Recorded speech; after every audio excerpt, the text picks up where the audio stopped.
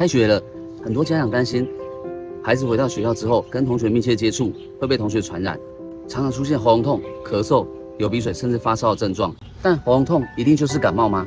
很多家长会带孩子去看医生，医生常常诊断是感冒，可是吃药效果却不好。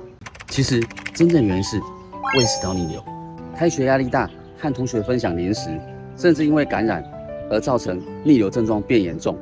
这时候通常不太会发烧、流鼻水或者是喘，而且吃药效果通常都不会太好。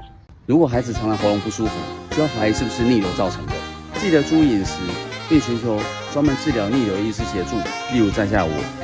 请持续关注我的频道，我常常会分享很多关于保卫相关的知识，这些知识都很实用哦。